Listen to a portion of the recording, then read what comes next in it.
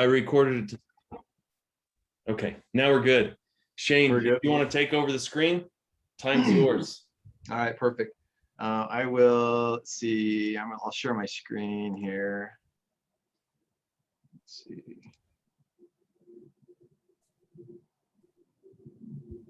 There we go. Can we see my screen?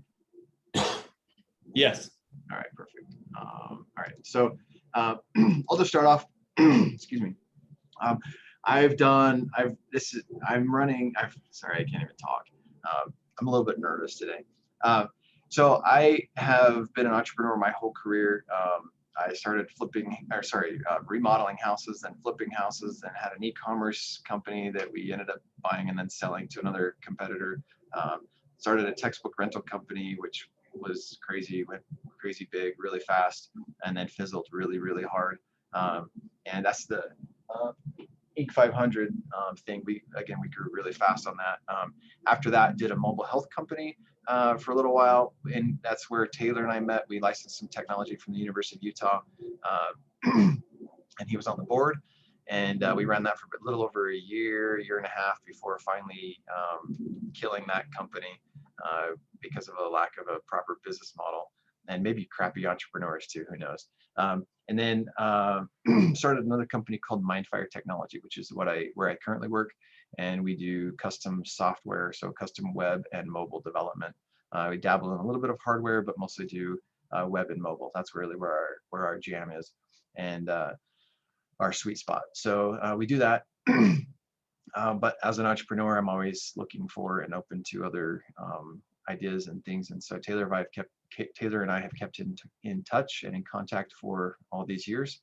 And modular learning was the opportunity that we chose to engage on together. And so what that means is he came across or was able to take ownership of modular learning, which is based out of technology from the University of Utah as well, and then attempt to commercialize that. So we're partnering on that, and so these are the preliminary efforts that we have made to try to make a go at modular learning. So I am not a professionally trained marketing expert by any means, although I've done sales and marketing my whole career in all of those companies that I've been a part of.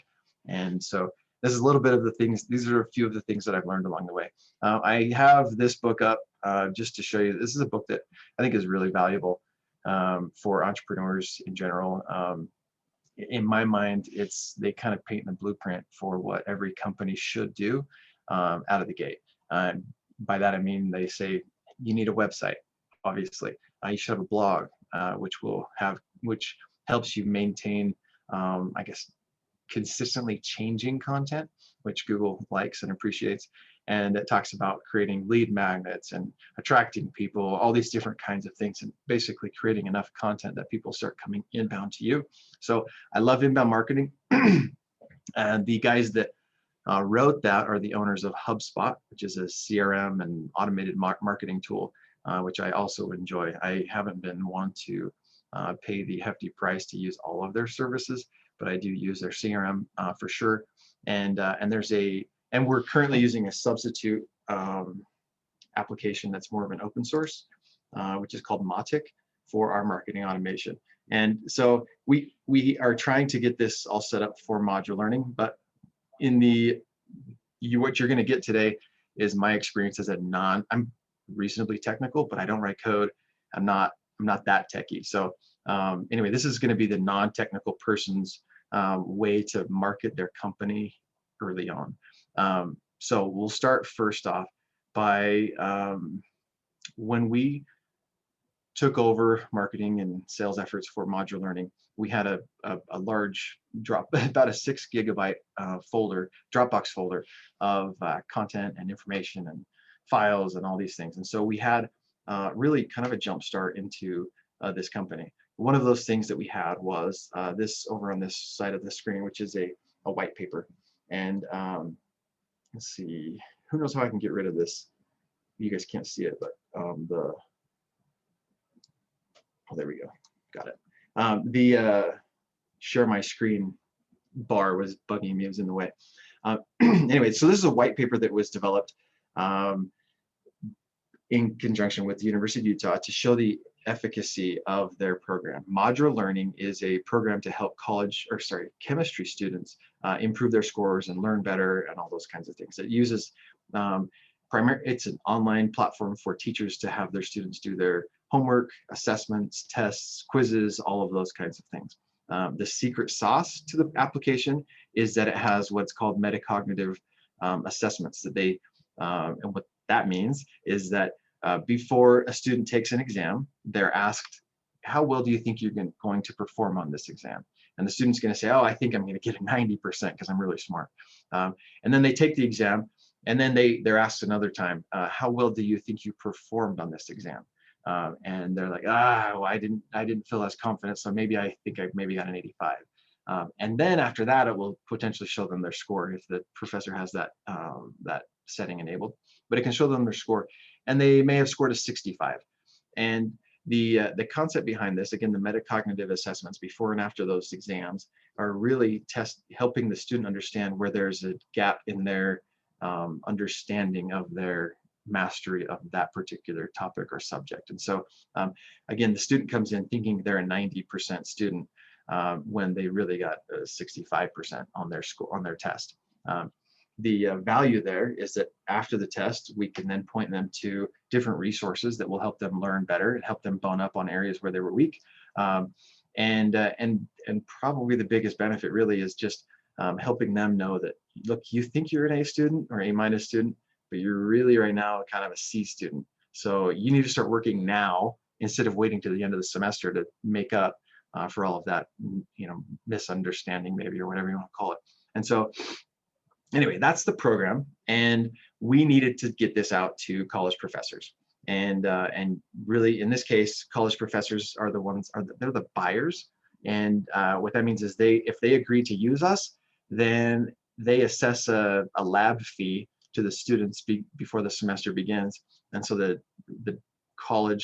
students actually pay the college pays us, and so it works out. And again, it's not students deciding if they want to, so it's not like we have to sell every single student.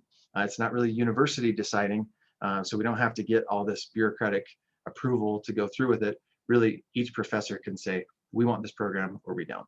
And if they do, then they charge the students, and we get the check. So our client, our ideal profile of a client, is a chemistry professor anywhere in the US, and preferably in earlier stages of chemistry. But I think we can do any even higher level chemistry classes. But so what we did is we had also, as part of the inherited files of information, we have this list. This is just a small representation of it, but we started out with a 13,000 row file of college professors across the country. And it's a few years old, so somewhat stale. And we wanted to market to all of them. Instead of just blasting away, we reduced that spreadsheet from 13,000 down to 4,000. So we picked 4,000 as a sample. The way we did that is, in talking with the previous owners, we found out that the owners of Madra, the way they started out was that they were selling to the smaller universities, thinking that once we get some validation, then we can go to the bigger ones. And that was one of the regrets that they had. They're like, we should have started with UCLA, who has 60 or 70 chemistry professors on staff. And we should, or University of Missouri, I think, has a whole bunch as well. And so they're like, we should have started with some of those bigger schools. So what we did is I took this list and sorted it really by university name. And I found the frequency of teachers at a particular university. So Miami University, for example, they may have had 30 professors. And so I was like, okay, great. That's one of those bigger schools, and we want to market to them. So we took, anyway, any school that had over 30 chemistry professors at that university, we added to this list. And so we just narrowed everything down. So we, anyway, started with a list of 4,000. Then we used a tool, I'm trying to remember the email, there we go. This website right here, bulk email checker. So I purchased some credits on this website, and then sent or uploaded our list into that. What that did is it took our 4,000 emails and checked which ones are invalid currently, and removed those. So my 4,000 turned into 2737 or 46, sorry, 2,700, basically 2,700 emails. And so that's the list that we started with. And we were going to do a cold email because we don't know anybody in the space yet, but we want to. And so we decided to do a cold email drip campaign. And again, I was going to run that through Mautic. I think it's a great tool, but it is a little bit complicated technically. And so I got tripped up enough trying to put it together, and I didn't want to distract any of my developers. So finally I just said, okay, bag it. We're not going to use this. We're just going to go quick and dirty. How can we get out the most number of emails, the biggest number of emails? Can we do MailChimp? There's all these different services that we could have used. We ended up going with SendGrid. So Shane, go ahead. I just wondered, you started with this big file that you got. Yeah. Where'd you get it? Okay, yeah, good question. And I don't know if I have the exact answer. At one time I heard that it was that Madra had engaged, and in the early days, Madra had engaged a bunch of interns, and they went and combed websites and took all the college professors' names and then put them in this list. And you can actually see that a little bit because the phone numbers that they associate with each of the professors, some of them start with, I mean, I wish you could see it on this list, but in the original, I think I cleaned this up so that I had actual area code and then phone number. But so for example, let's say University of New Mexico, they may have said all numbers start with 505, and then you just had 7 digits for the numbers for University of New Mexico. And so I think I cleaned that up. But so there was a fair amount of hand jamming by interns, and I think potentially they may have paid for this list. I just don't know, or built some sort of website scraper or something. I'm not entirely sure where it came from, but it was a combination of interns. And that's actually quite a good technique when you're guerrilla marketing. You don't have any money. So, yeah, for sure. I remember in a hardware company that I had, I went out to websites where they had find a dealer, and the dealers were who I wanted to talk to because it was technology that would companion with that industry. Mm-hmm. And I assembled over a couple of weeks' time 10,000 addresses and names and emails and phone numbers and whatnot. And then I did what you did. But that's a very good technique, is to start with even old school, scrape it, anything you can. You can't really always trust these paid lists that are out there. 100% agree. You know, give us $5,000 and we give you 5,000 names. I mean, that's a very fast way of flushing your capital. Anyway, thank you for that. I really appreciate that comment, and I agree with you. So we, in a similar way, so for the entrepreneur that's less technical, that's on a shoestring budget, one way to do that is to go to upwork.com, and you can go find talent that will do a fair amount of research and effort for you for a different company that we just recently started. We have engaged a gal from Upwork. She's in India. We pay her $5 an hour, so she's $200 a week, and she's doing a ton of market research for us and pulling a bunch of data. She's phenomenal. She's getting her bachelor's in supply chain management. So highly educated, just really good. And we love working with her. She loves working with us.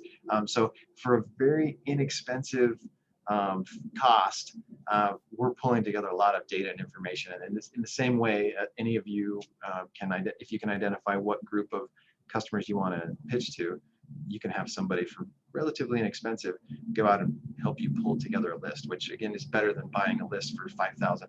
I haven't enjoyed doing that. I haven't even pulled the trigger. I've maybe bought a couple lists for dirt cheap and had varying degrees of success with those. So yes, this is a great way to come up with a list. Just go scrape it, go pull it from any online or live sources that you possibly can. But again, thank you for the comment.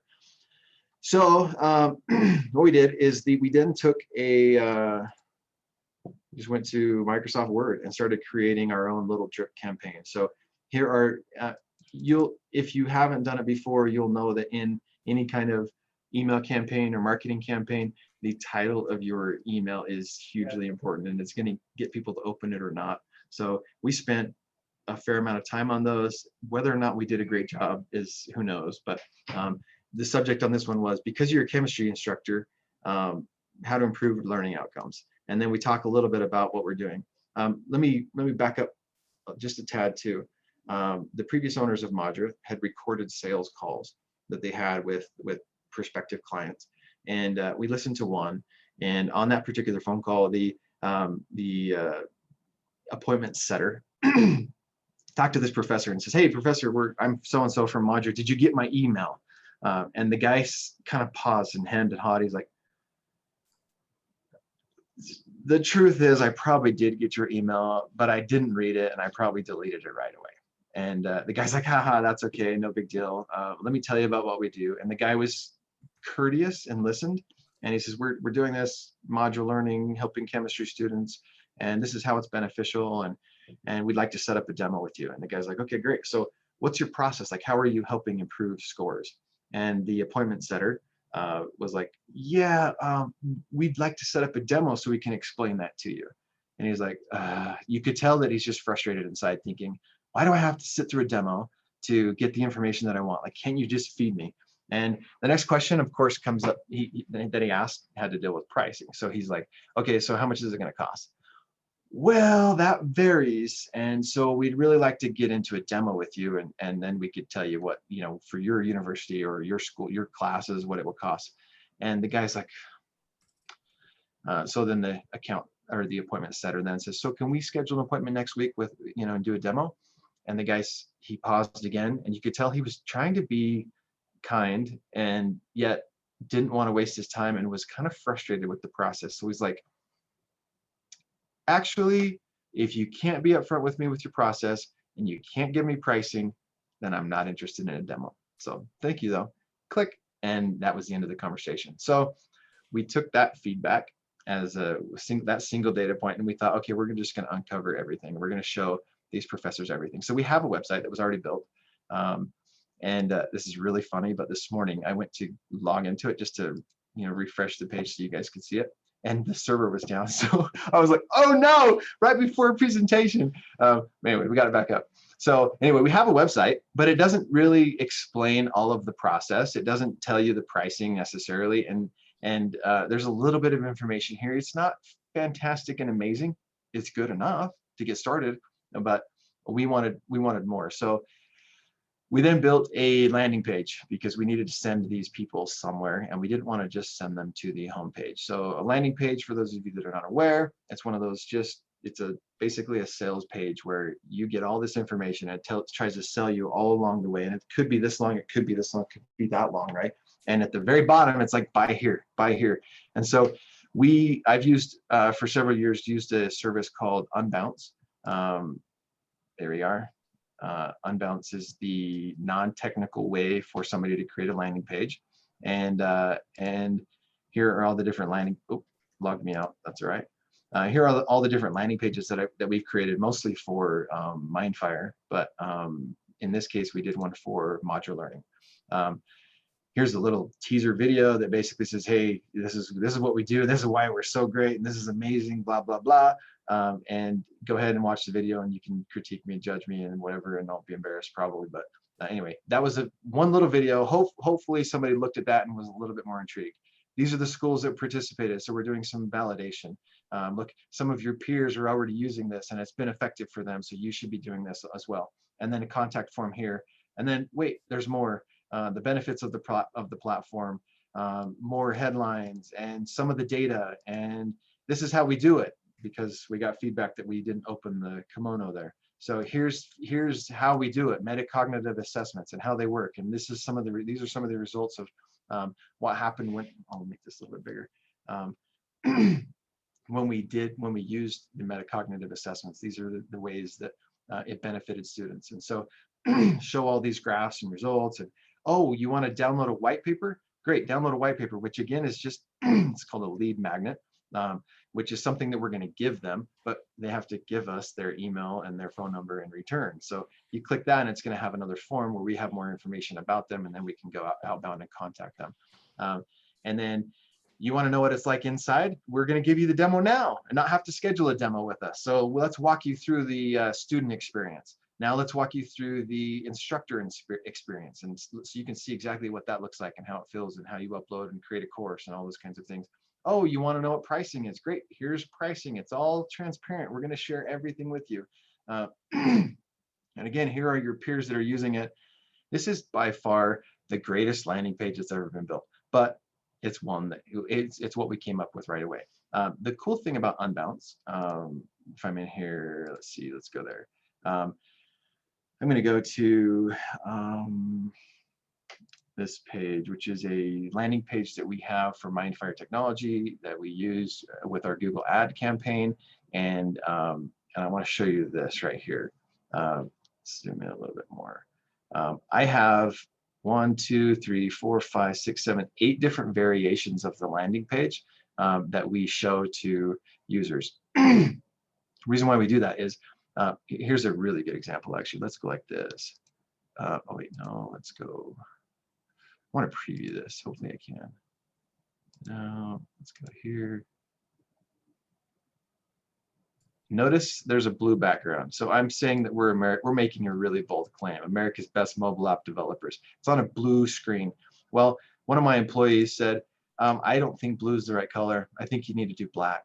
And I was like, really? I'm not going to call you wrong, but let's test it. So then we created this one, which has a black background and has black everywhere. And so anyway, just to change it up and see what the conversion rates did on that. Clearly you can tell that it doesn't matter a lot. Out of all the different visitors and views and impressions, one is only slightly better than the other, but still that's a pretty decent conversion rate for a landing page. And so anyway, what's nice though is that I even had an assistant that said, well, I think it would be better if we did this. And so I was like, great, why don't you build your landing page and let's put it out there. And we were able to see how effective that one was compared to the others and all these things. And then Unbounce will actually learn which ones convert at the higher rate and then send all of your traffic to the ones that convert the highest. And so you're not having to go do that manually and create your own. Yeah, that would be insanely difficult for somebody that's non-technical, and it would be take more effort to actually A, B, C, D, E, F, G test things than it would be to just use something like this. I think the fee that we pay for Unbounce is about $100 a month. That allows us to use a large number of different subdomains and even different URLs. So I am doing it for Mindfire technology. I'm doing it for modular learning. I've done it for a couple of other startup ideas. And we'll do it again for the company that we started a couple weeks ago.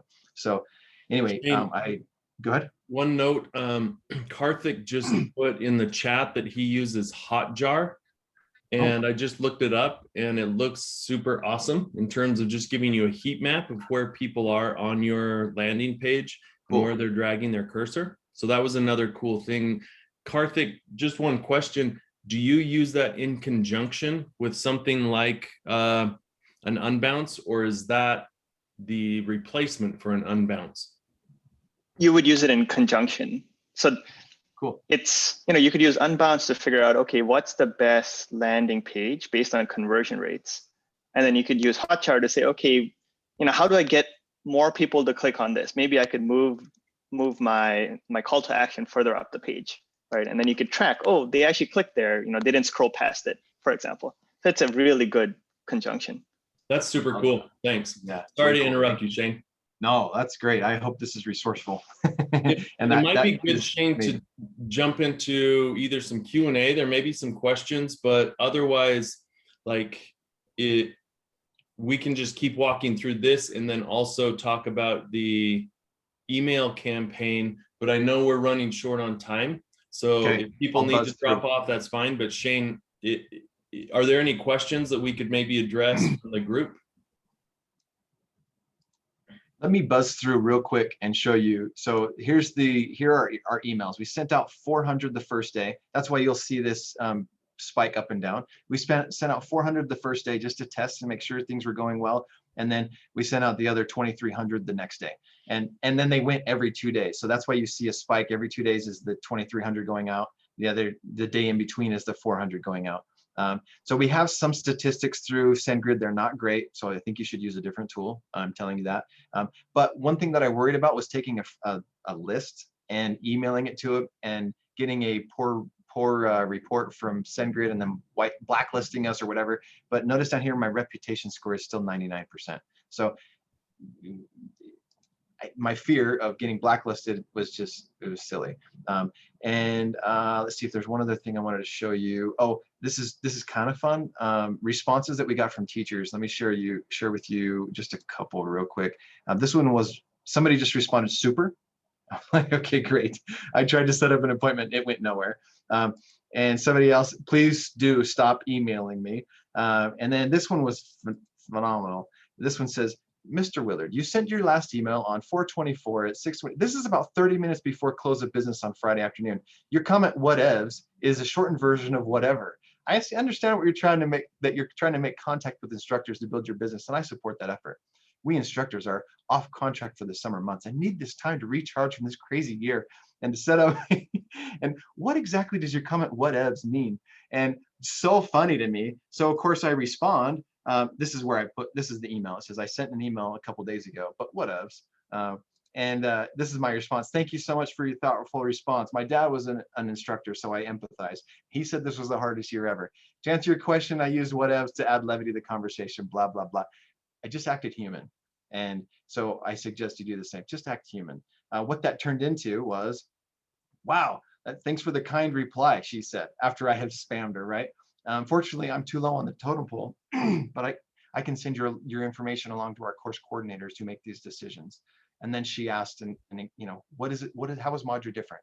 So then it opened up engagement where I can actually talk to them. So even negative answers are sometimes not that bad. Anyway, questions, comments?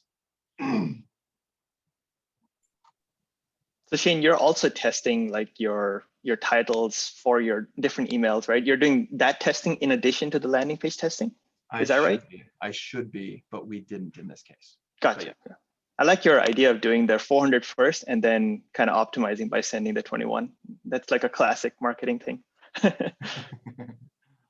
I have a question, Shane. So one thing, I played with Unbounce and with Hotjar, and do you focus much on SEO? Because I found that Hotjar is, I don't know how much that helps with SEO, but it certainly is great for optimizing a page. So is that something you've been focused on? I don't know if professors are even looking for this type of thing. Good question. I have engaged different companies and paid them to do SEO. And I think you could pay them until you ran out of all of your money. And it probably helps a little bit, but I just think that it's so, I don't know. I haven't had the greatest experience with that. And I'm not saying that the service providers we used were the best, nor am I saying they were bad. I just think that's a really long tail game. And the fact, like, you need content on your website, which brings me to one more tool, which is incredible right now. For $120 a month, this little Jarvis conversion.ai is an AI tool that helps write content. So like, I have a strategy now for building out content for so many different pages on our website to add that validity to what we do and hopefully look like the source. Now, you need to adjust and edit and do those kinds of things, but this can help you build some search engine optimization points, I guess, from Google, whatever. But by having content, more and more content, and this is an easy way to get that. That probably didn't answer your question, but. Well, no, I think that's good. And I guess the market is just so different because there's a lot of professors, but it's still a relatively very niche market. Do you run like Facebook or Google ads that target professors, or is it pretty much purely outreach and very directed? You are seeing the very initial efforts that we did, and we wrapped up the campaign like early last week or late last week. So this was attempt number one. There are many more that we should do and need to do, but you're just seeing the very first thing we tried. Yeah. We had an email, a bunch of emails, and we could go into Facebook ads and create a lookalike audience and all those kinds of things. And so yeah, we should probably do that. But on the shoestring budget, not having a ton of money to pour into marketing yet, we decided to just use what we had as the resources we had.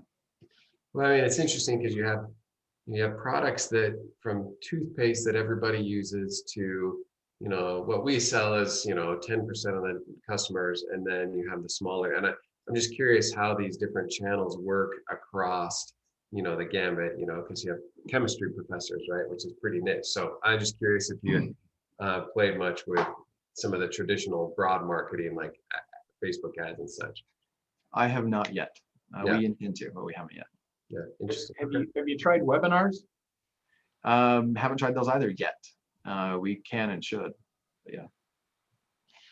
And one question, if you were to do this again, I know there was a lot of learning and kind of testing on this. If you were to do this type of thing again, how much would it cost and how much time would it take for you to do the content generation for email marketing, content for the web page, the landing page, putting all of that up? What do you think that would cost, or how long would it take you?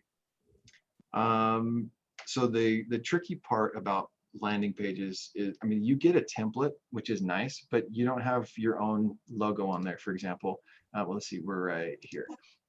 I don't have a list of universities. So actually pulling each one of those SVG files, because they're lower or they're high quality images, but anyway, pulling different files for that, and then having different icons that are the right color and charts and graphs and all those kinds of things. Those are really what take the most amount of time, is getting creative with your, or having the different elements on your landing page, so that it doesn't look like it's just a hack. That takes a little bit of time, but if we, and creating a video clearly took a little bit of time, but we could probably turn something around like this pretty quickly now. And I would say, let me think. I would say within a week we could have emails pouring out, assuming we had a list already. But if we didn't have a list and we needed to create that list, that would take a little bit more time. Shane? Howard, you have a question? You were raising your hand. Yeah, thanks. Just thinking, that person who was saying she was lower on the totem pole, it is often a confounding thing, especially for women professors, to feel like they have impact. I would suggest two different strategies. One, American Association of University Women, AAUW, target the women professors who are chemistry professors. They're a small minority they want to advance. So get in with them and make it where they're the influencers of the department. So that's one strategy. And thinking of it in ways that you start targeting even among all the professors, not just the intro courses, but the ones who are most likely to be getting teacher of the year kind of stuff. So you can start getting the influencers for the students as well as the faculty. Second suggestion, we all know we are all Zoomed out and emailed out. And John James, Jonjames, I'd love to connect you with him. He's a branding expert, including specifically with LinkedIn. And he and I were talking last week about, finding when you tune it down to the 394 HR directors named Michael, and you make a quick video clip, hey, Michael, I have something for you, right? So then you're able to hone in on the 11,000 plus to the 2,500 or the 2,000, and then down to the 30. And you start doing the video campaign, targeting people with the most likelihood of getting in face-to-face with them. Love that. I love that. I think those types of things are very beneficial. Hey, Michael, it's Shane. Dude, so good to meet you. Whatever. Yeah, I love that. It's personal. The more personal you can get, the higher success you'll have. Yeah, and picking a common name. So it's, hey, Michael, hey, Samantha, or whatever, and making it where you have it where different names, and you just change the copy and you just send it out to the 50 or so top names. You're much more likely to get read up as well. Yeah, thank you. Robert? Yeah, Shane, I was just going to ask you before you close off, could you just walk down through the tools that you use and the ones that you still recommend? I think if everybody can, write that down, that would be helpful for them, because, you've had experience doing this and you kind of glossed over it, but I didn't get to. So we use SendGrid as what I like Mautic, and it's a free open source. There's a ton of training videos and everything on there to do your automated marketing. So I like Mautic. We use that a bit. I need to use it more. So I can't tell you everything and all the, but what it does is if somebody does click a link in my email, I can assign a point to that. And so, okay, it looks like Jeff clicked on my link and he opened the email once, so he gets a couple points. He clicked on the email, he gets a couple more points. He downloaded the white paper, he gets a couple more points. Then I can go through and I can filter through all of my contacts and say, looks like Jeff, it has like 50 points, and then the next closest is 43. I bet you Jeff's buying. Let me go contact him. So that's the value of using something like Mautic. So Mautic is one tool. To send an automated email campaign through Mautic, which is what I should have done, you would integrate with a company like SendGrid, which does transactional emails and automated emails. Basically, they're the mail server through which your emails go, so that they get routed correctly and go to the right inbox. They go to the inbox and don't hit the junk folder all the time. We had an issue with some of our initial emails going to junk folders. SendGrid helped that. So, and SendGrid is something that is used all over the place. For example, if you buy shoes at Nike.com, you'll get an email. Thank you for buying shoes at Nike.com. Most likely that came through SendGrid. They do transactional emails. That's what they're best at, what they started at. But again, they're perfect, really good at getting emails to people. So we use them as a back end for all of those. And so again, we wouldn't do it on SendGrid.com. We would create and manage that email in Mautic, but use SendGrid as the back end. So that's that tool. The other one is Unbounce. There are a couple different versions, or several different competitors. Unbounce, leadpages.net, ClickFunnels is another one. Those are the three that I hear the most from people. But those are, I've just liked Unbounce and used it a bunch. This is the bulk.email-checker.net is the service that I use to clean my list of emails, just to narrow that down. Because what I don't want to do is upload all of my emails to SendGrid and send them, and then 30% of them bounce, and my reputation score to go way down. And so they're like, okay, let's automatically filter this stuff to the spam folder because these guys are spamming. So I wanted to have a clean list that would actually get delivered, not have bounces. And that's why we filtered the list before. And then Jarvis is conversion.ai. That's what we've been using. I just barely signed up like a week and a half ago, and it's pretty awesome to see it write content and come up with cool stuff. But anyway, those are the tools. Thank you.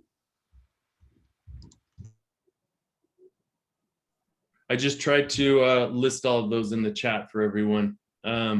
One other funny thing real quick, as we joined in the calls right before we went to the breakout rooms, Spencer got on the Modger website and submitted like an inquiry like, hey, I'm interested, which then I have all of those inquiries. If anybody makes an inquiry, it emails me, it Slacks me, I get dings everywhere, because if you can respond within the first, well, it's like within the first hour, your odds of closing that deal are much higher. I try to respond within 20-30 seconds. So when you saw me say, hey, Spencer, just got your inquiry, it was because I wanted to show an immediate response to an inquiry that we got. Anyway, it's just kind of silly, but that kind of response, actually, all my clients are like, holy crap, I just barely submitted an inquiry on your website. And I'm like, I know, yeah, we're really on top of things, and we want you as a customer. It makes a big difference. Anyway, I'm done. I think I'm done. That's awesome. Shane, thanks so much. This was very cool. If anybody has questions for Shane on what he did, just reach out to him.